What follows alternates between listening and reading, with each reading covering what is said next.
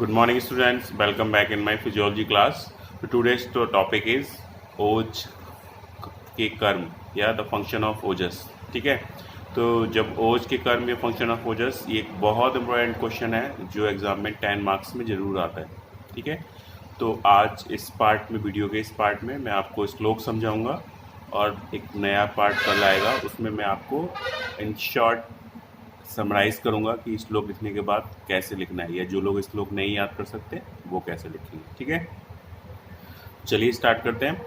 तो ओज के कर्म, सबसे पहले आचार्य चरक ने चरक संहिता सूत्र स्थान 30 चैप्टर 30वां अध्याय अथे 10 महामूली अध्याय, उसमें ओज के कार्यों का वर्णन करते हुए लिखा है. तो एक श्लोक है, उस श्लोक को ध्यान से सुनिए. येन ओजसा वर्त्यंती प्रीणिता सर्वजंतवा. ठीक है. तो येन ओजसा वर्त्यंती प्रीणिता सर्वजंतवा. येन मतलब ये ओज करता है क्या? प्रीणन किसका? सभी जंतुओं का या सभी लिविंग बीइंग्स का. तो ये ओज करता है, ये ओज करता है, क्या करता है? प्रीणन किसका? सभी जंतुओं का. ठीक है. तो ये ओज करता है मतलब येन ओजसा वर्त्यंती. येन ओजसा वर्त्यंती क्या करता है? प्रीणन. तो प्रीणिता, प्रीणिता मतलब नरिशिंग या वाइटलाइजर किसका? सभी लिविंग बीइंग्स का. सर्वजंतवा या सर्वदेहिना. तो येन ओजसा वर्त्यंती प्रीणिता सर्वजंतवा. तो ये ओज करता है प्रीणन सभी जंतुओं का. ठीक है. तो आपको श्लोक नहीं पढ़ना है, आप पहले हिंदी का वर्ड समझिए, श्लोक अपने आप हो जाएगा. ये ओज करता है, क्या करता है? प्रीणन किसका? सभी जंतुओं का. तो येन ओजसा वर्त्यंती प्रीणिता सर्वजंतवा. ये ओज करता है प्रीणन सभी जंतुओं का. Okay fine. तो ये ओज करता है, ये मतलब येन, ओज मतलब ओजसा, करता है मतलब वर्त्यंती, प्रीणिता मतलब प्रीणन किसका? सभी जंतुओं का. सर्वजंतवा. ठीक है. और दूसरा, ये ही ओज जितने भी पंचभौतिक प्राणी हैं, जितने भी सर्वभूत प्राणी हैं, पंचभौतिक प्राणी हैं, तो जीवितम नाव तिष्ठते, जीवितम नाव तिष्ठते. तो पंचभौतिक प्राणियों का जो जीवन है, पंचभौतिक प्राणियों का जो जीवन है वो इसी में स्थित है. किसमें? ओज में. तो पंचभौतिक प्राणियों का जो जीवन है वो इसी में स्थित है. तो यदिरते क्या टाइम याद रखना है? यदिरते, यादिरते, यादिरते किसका? सर्वभूता नाम, जितने भी पंचभौतिक प्राणी हैं. यदिरते सर्वभूता नाम, उनका क्या? जीवन. यदिरते सर्वभूता नाम जीवितम. यदिरते सर्वभूता नाम जीवितम. इसी में स्थित है. नाव तिष्ठते, नाव तिष्ठते. ओके. तो ये ओज करता है, क्या करता है? प्रीणन किसका? सभी जंतुओं का. तो येन ओजसा वर्त्यंती प्रीणिता सर्वजंतवा. ये ओज करता है, क्या करता है? प्रीणन किसका? सभी जंतुओं का. सर्वजंतवा. और जितने भी पंचभौतिक प्राणी हैं उनका जीवन इसी की नाव में स्थित है. तो जितने भी पंचभौतिक प्राणी हैं, ठीक है, उनका जीवन इसी की नाव में स्थित है. यदिरते आपको याद रखना है, क्या रखना है? यदिरते सर्वभूता नाम, जितने भी पंचभौतिक प्राणी, उनका क्या? जीवनम. तो यदिरते सर्वभूता नाम जीवितम, जीवितम नाव तिष्ठते, इसी की नाव में स्थित है.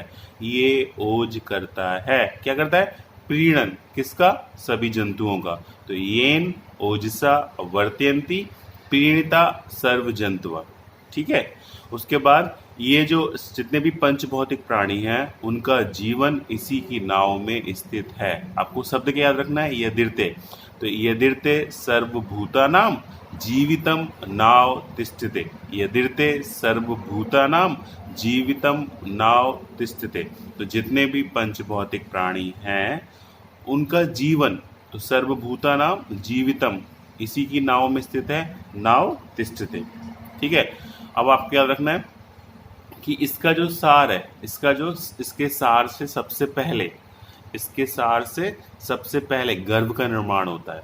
ठीक है. किससे? सार से. पहले मतलब आदो, पहले मतलब आदो. तो यत् सारम आदो गर्भस्य, इसके सार से सबसे पहले गर्भ का निर्माण होता है।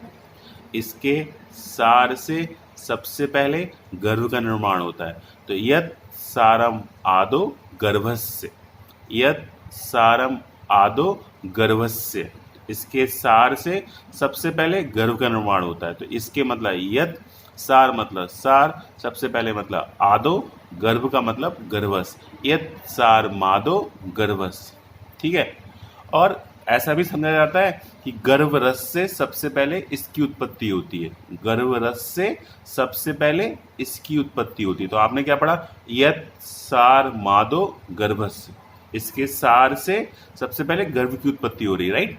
तो यत् सारम आदो गर्भस, यत् तद, पहले तो यत् था, अब यत् तद, और गर्भ के रस से इसकी उत्पत्ति होती है। तो यत् तद गर्भ रसाद रसा, यत् तद गर्भ रसाद रसा। ये जो ओज है करता है प्रीणन किसका? सर्व जंतुओं का। तो येन ओजसा वर्तयन्ति प्रीणिता सर्व जंतव। ठीक है। ये जो ओज है, जितने भी पंचभौतिक प्राणी हैं, जितने भी पंचभौतिक प्राणी हैं, उनका जीवन इसी की नाव में स्थित है। यदिर्ते सर्वभूतानां जीवितम नाव तिष्ठते, इसके सार से सबसे पहले गर्भ की उत्पत्ति होती है। यत् सारम आदो गर्भस, और गर्भरस से इसकी उत्पत्ति होती है। यत्तद गर्भ रसाद रसा, यत्तद गर्भ रसाद रसा। ठीक है। देन ऐसा माना जाता है ये हृदय में स्थित है। कहाँ पे स्थित है? हृदय में। और हृदय में स्थित होके उसके बाद पूरा मतलब बॉडी, पहले ये आपके हृदय में स्थित है, उसके बाद पूरी बॉडी में स्थित होता है, या पूरी बॉडी में घूमने से पहले ये हृदय में अपना आश्रय लेता है। तो आश्रय मतलब लेता है, बैठता है। बैठना मतलब संवर्तमानम, संवर्तमानम क्या टर्म है? संवर्तमानम, संवर्तमानम मतलब सेटल डाउन। संवर्तमानम कहाँ पे? हृदय में। संवर्तमानम हृदयम, संवर्तमानम हृदयम, बैठता है। बैठना मतलब संवर्तमानम कहाँ पे? हृदय में। उसके बाद पूरा मतलब देह या बॉडी। समाविशत यत पुरा, समाविशत यत पुरा, तो बैठता है। बैठता मतलब संवर्तमानम, बैठता मतलब संवर्तमानम कहाँ पे? हृदय में। संवर्तमानम हृदयम, संवर्तमानम हृदयम समाविशत यत पुरा, समाविशत उसके बाद बैठेगा। संवर्तमानम कहाँ पे करेगा? हृदय में। फिर पूरी बॉडी में बैठेगा या घूमेगा। समाविशत यत, यत कहाँ पे? पूरा मतलब देह या बॉडी। तो ये जो ओज है करता है, क्या करता है? प्रीणन किसका? सर्व जंतुओं का।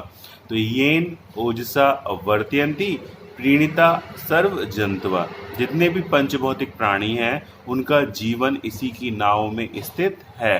तो यदिर्ते सर्वभूतानां जीवितम नाव तिष्ठते, इसके सार से सबसे पहले गर्भ की उत्पत्ति होती है। यत् सारम आदो गर्भस, और यत्तद गर्भरस से इसकी उत्पत्ति होती है। यत्तद गर्भ रसाद रसा, पहले ये बैठता है। कहाँ बैठता है? हृदय में।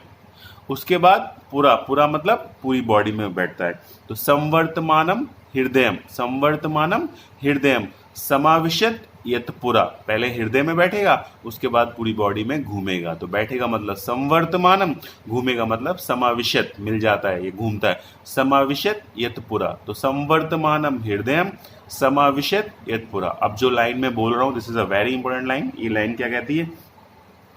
यस यस इसके, यस इसके नासात तू, यस नासात तू, इसके नाश होने से, नासो अस्ति, नासो अस्ति, इसके नाश होने से, यस नासात तू, इसके नाश होने से, यस नासात तू, इसके नाश होने से नाश हो जाएगा, इसके नाश होने से नाश हो जाएगा। किसका? जीवन का, आयु का, धारी का। तो इसके नाश होने से नाश हो जाएगा आयु का। तो यस नासात तू नासो अस्ति धारी, यस इसके नाश होने से नासात तू नाश हो जाएगा, नासो अस्ति धारी, यस नासातु नासो अस्ति धारी यद हृदयम आश्रितम, ये जो हृदय में आश्रित है इसके नाश होने से तो इसके नाश होने से यस नासातु, नाश हो जाएगा, नासो अस्ति, किसका, धारी का। और ये कौन, यद हृदयम आश्रितम, जो हृदय में आश्रित है। तो आपको श्लोक नहीं रटना है, आप try to understand Hindi point, एक हिंदी की कहानी आपको मन में बसानी है। ये जो ओज है करता है क्या, पीड़न, किसका, जितने भी जंतु हैं। तो येन ओजसा वर्त्यंती प्रीणिता सर्वजंतुवा। ठीक है, सेकंड लाइन क्या कहती है, जितने भी पंच भौतिक प्राणी हैं उनका जो जीवन है वो इसी की नाव में स्थित है। तो यदिर्ते कौन, सर्वभूता नाम, उनका क्या, जीवन, जीवितम, नाव में स्थित है, नाव तिष्ठते। ठीक है, उसके बाद क्या है कि ये हृदय में बैठा है और हृदय में बैठने के बाद पूरी बॉडी में घूमता है, बॉडी मतलब पूरा। तो संवर्तमानम हृदयम समाविशत यत पुरा। ठीक है, इसके सार से सबसे पहले गर्भ की उत्पत्ति होती है और गर्भरस से इसकी उत्पत्ति होती है, ऐसा माना जाता है। तो इसके मतलब यत सारम, पहले मतलब आदो गर्भस, पहले यत था, अब यत्तद गर्भ रसाद रसा, यत सार मादो गर्भस्य यत्तद गर्भ रसाद रसा। देन हृदय में बैठता है और फिर पूरी बॉडी में घूमता है। तो बैठता मतलब संवर्तमानम, कहाँ पे, हृदय में, फिर पूरी बॉडी में घूमेगा, बैठेगा। समाविशत कहाँ पे, पुरा में, पूरा मतलब शरीर। इसके नाश होने से नाश हो जाएगा। तो इसके यस नाश होने से नासातु, नाश हो जाएगा, नासो अस्ति, किसका, आयु का या धारी का। यस नासातु नासो अस्ति, धारी कौन सा, यद हृदयम आश्रितम, ये जो हृदय में आश्रित है। This is the very important श्लोक। आचार्य चरक ने चरक संहिता सूत्रस्थान 30 चैप्टर 30वें अध्याय अथे 10 महामूली अध्याय में ओज धातु के कर्मों का वर्णन करते हुए ये श्लोक लिखा है। ये श्लोक बहुत इंपॉर्टेंट है, वाइवा में एग्जामिनर पूछने वाला है कि ओज धातु के कर्म बताइए। ठीक है, तो ये श्लोक 5 लाइन का श्लोक है। आप जो भी स्टूडियस स्टूडेंट है, मतलब स्टूडेंट मतलब थोड़े ठीक ठाक बुद्धि वाले स्टूडेंट हैं, वो सब इसको याद कर लीजिए। और जो लोग इसको याद नहीं कर पाएंगे तो मैं नेक्स्ट वीडियो में बताने वाला हूँ कि कैसे बिना श्लोक याद किए भी आप गुड मार्क्स कैसे ला सकते हैं सेंसस के टर्म के द्वारा। तो आचार्य चरक ने चरक संहिता सूत्रस्थान 30वें अध्याय में वर्णन करते हुए लिखा है, ये जो ओज है करता है, क्या करता है, पीड़न, किसका, सर्व जंतुओं का। तो ये ओसा वर्त्यंती प्रीणता सर्व जंतुआ, जितने भी पंचभौतिक प्राणी हैं उनका जीवन इसी की नाव में स्थित है। तो यदिर्ते सर्वभूता नाम जीवितम नाव तिष्ठते। ठीक है, इसके सार से सबसे पहले गर्भ की उत्पत्ति होती है, फिर गर्भरस से इसकी उत्पत्ति होती है। तो यद सारम आदो गर्भस्य यत्तद गर्भ रसाद रसा, ऐसा माना जाता है हृदय में बैठा हुआ है। बैठा मतलब संवर्तमानम हृदयम, फिर पूरी बॉडी में मिक्स होता है, घूमता है। समाविशत यत पुरा, इसके नाश होने से नाश हो जाएगा, किसका, धारी का। यस नासातु नासो अस्ति, धारी किसका, जो हृदय में आश्रित है, यद हृदयम आश्रितम। तो यस नासातु नासो अस्ति यद हृदयम आश्रितम। Okay, this is a very important shloka of Acharya Charak of function of ojas, ओज के कर्म, जो मैक्सिमम बच्चों को याद होना चाहिए। ठीक है, अब एक नेक्स्ट श्लोक हम पढ़ते हैं। आचार्य सुश्रुत क्या कहते हैं, आचार्य सुश्रुत कहते हैं, सुश्रुत संहिता सूत्रस्थान 15 चैप्टर दोष धातु मल 6 वृद्धि अध्याय, दोष धातु मल 6 वृद्धि अध्याय। वो क्या बोलते हैं, तत्र बलेन, इसका जो बल है, किसका, ओज का। तो तत्र बलेन, इसके बल से, किसके बल से, ओज के बल से। तत्र बलेन क्या होगा, स्थिर उपचित मास था, स्थिर उपचित मास था। तो स्थिर उपचित मास था मतलब इसके बल से, किसके बल से, तत्र बलेन, ओज के बल से। तत्र बलेन, मास धातु कैसी हो जाएगी, स्थिर हो जाएगी और उपचित हो जाएगी। तो स्थिर मतलब फर्म, उपचित मतलब वेल डिमार्केटेड, बहुत अच्छी मेटाबॉलिज्म उसके अंदर हो रही है। तो आपको क्या याद रखना है, जो मास धातु है वो स्थिर हो जाएगी और उपचित हो जाएगी। तो तत्र बलेन, इसके बल से स्थिर उपचित मास था, स्थिर उपचित मास था। तो आपका रखना मास धातु स्थिर हो रही थी और उपचित हो रही थी, किससे, इसके बल से, इसके बल से मास धातु स्थिर और उपचित हो रही थी। ठीक है, उसके बाद जितनी भी चेष्टाएं हैं, जितनी भी चेष्टाएं, उन चेष्टाओं को बिना किसी ऑब्स्ट्रक्शन के करने हेतु एनर्जी। तो सभी चेष्टाएं मतलब सर्वचेष्टा, सभी चेष्टाएं सर्वचेष्टा, बिना किसी ऑब्स्ट्रक्शन के, प्रतिघात, प्रतिरोध होता है ना, प्रतिरोध मतलब रेजिस्टेंस, तो प्रतिघात, सर्वचेष्टा स्वप्रतिघात, सर्वचेष्टा स्वप्रतिघात। तो पहला तो उन्होंने पढ़ा था मास धातु के बारे में। मास धातु कैसी हो रही थी? स्थिर और उपचित, स्थिर और उपचित। किससे?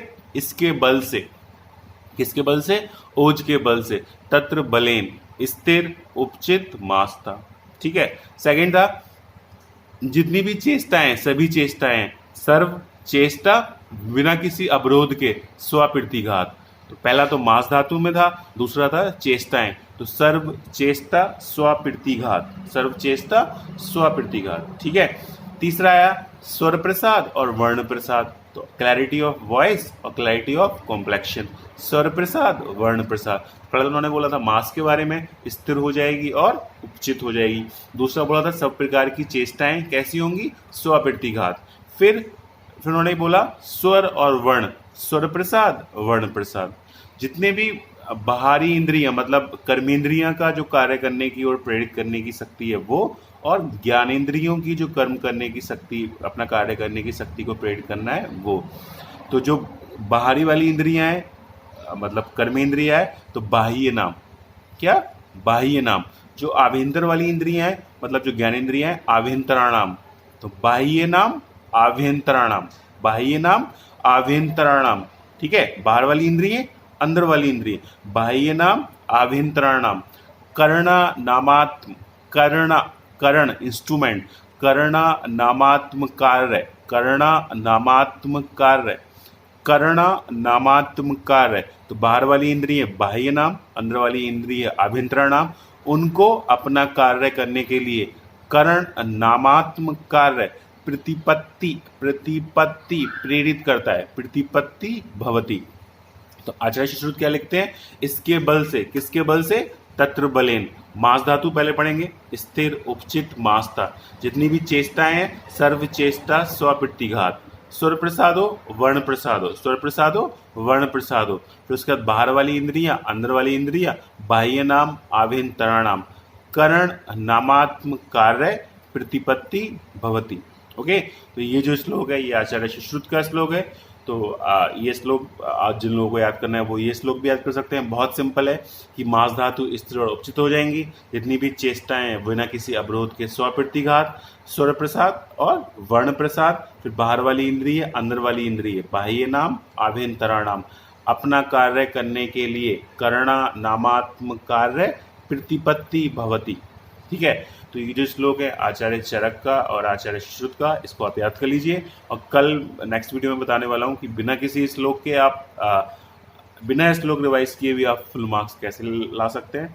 तो अगर ये आपको वीडियो पसंद आ रहा है तो आप शेयर नहीं करते, सब्सक्राइब नहीं करते और ना ही लाइक करते हैं, ना ही अच्छे कमेंट देते हैं, तो इसलिए वीडियो बनाने का मन भी नहीं करता है। अगर आप लोगों को पसंद आ रहा है तो आप गुड कमेंट करिए, शेयर करिए फ्रेंड्स के साथ, सब्सक्राइब करिए। Okay, thank you.